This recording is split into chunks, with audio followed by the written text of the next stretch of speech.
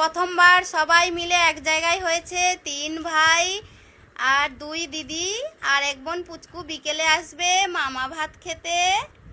এখন সবাই রাখি পরাচ্ছে।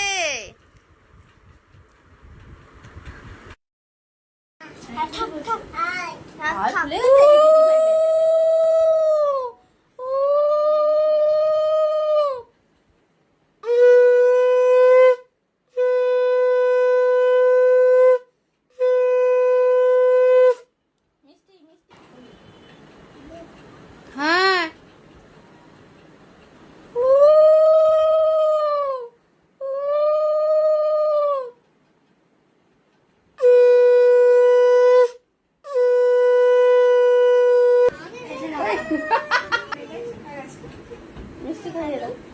মিষ্টি খাবে নি, ও জল খাবা।